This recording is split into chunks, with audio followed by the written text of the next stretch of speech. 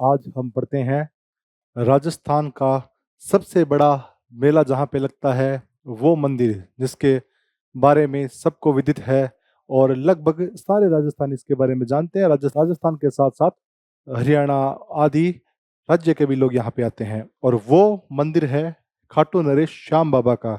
सीकर जिले के खाटू में स्थित है। इनकी एक कहानी है, कैसे ये श्याम बाबा बने, क्या इनका इतिहास है, वो देख लेते हैं।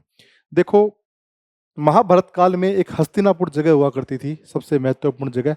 उसी हस्तिनापुर के एक राजा थे पांडु। उन पांडु के दो रानियां थी, कुंती और माद्री। क्या क्या नाम था? कुंती और माद्री। कुंती से तीन पुत्र हुए, युधिष्ठिर, अर्जुन और भीम। युधिष्ठिर, अर्जुन और भीम।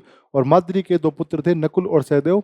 बाद में माद्री की मृत्यु हो जाती है। नकुल सहदेव को भी अपने पुत्र की तरह ही पाला। जब महाभारत काल में जब वो जुआ खेलते हैं तो कौरवों के द्वारा हारने के पश्चात कौन हार जाते हैं?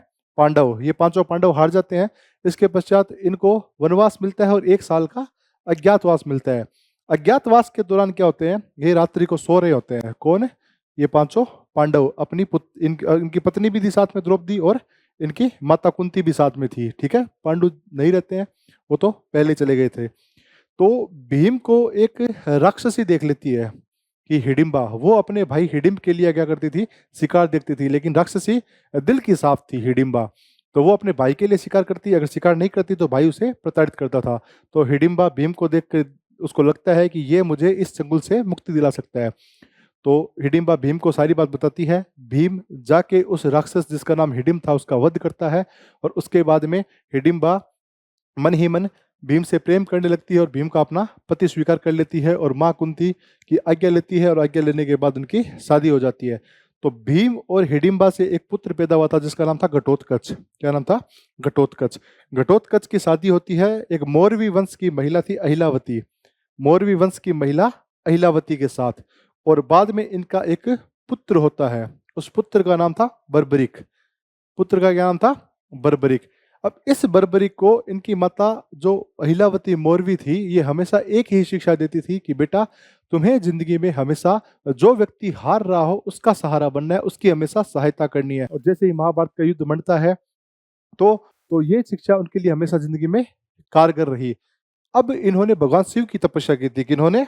बर्बरिक ने भगवान शिव की तपस्या की थी। भगवान शिव इनको तीन अचूक बाण देते हैं, तीन ऐसे बाण जो कभी खाली नहीं जाएंगे, ऐसे बाण जिसे तीनों लोग के वो स्वामी बन सकते हैं। कौन? बर्बरिक। बर्बरिक की तपस्या की और तीन अचूक बाण हुए।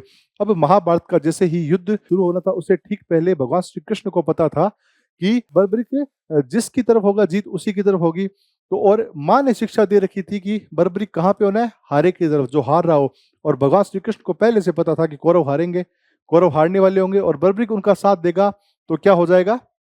ये जीत नहीं पाएंगे पांडव। तो भगवान श्री कृष्ण बर्बरिक की परीक्षा लेने के लिए उनके पास जाते हैं और उनको कहते हैं कि भाई, मैंने सुना है आपके पास तीन बाण है और आप बहुत अच्छा काम करते हो, ये वो। बिल्कुल श्री कृष्ण साहब, आप बिल्कुल सही कह रहे हो, हमारे पास एक बाण है। श्री कृष्ण कहते हैं अगर ऐसा है तो ये एक पीपल का पेड़ है, इसके सारे पत्ते एक ही बाण से बीन के बताओ। और एक पत्ता भगवान श्री कृष्ण अपने पैर के नीचे रख लेते हैं। तो बर्बरिक बाण चलाता है, वो सारे पेड़ के पत्ता बीनता हुआ वो बाण अंत में भगवान श्री कृष्ण के पैरों के पास आके पड़ता है। और जैसे ही पैर के पास आता है भगवान श्री कृष्ण पैर हटा लेते हैं और पैर हटाने पर वो बाण सीधा पत्ते में लग जाता है। तो भगवान को पता लग गया कि ये तीनों बाणों से कुछ भी कर सकते हैं।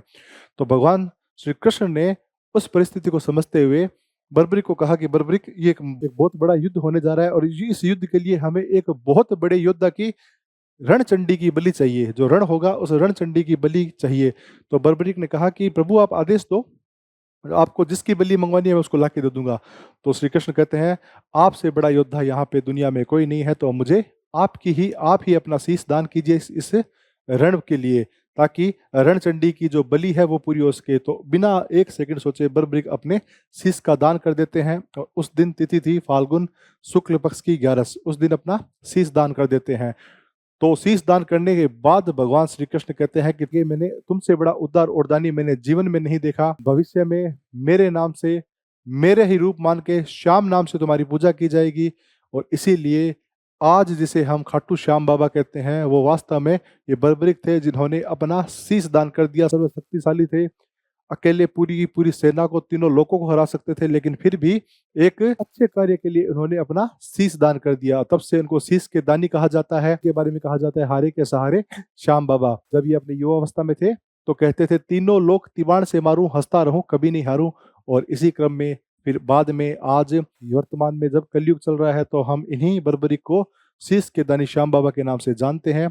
और ये थी बाबा से जुड़ी हुई कहानी। इनका मेला लगता है फाल्गुन शुक्ल अष्टमी से द्वादशी तक, और मुख्य मेला 11 को लगता है क्योंकि इसी दिन उन्होंने अपने शीश का दान किया था। ये थी हमारी खाटू श्याम बाबा की कहानी।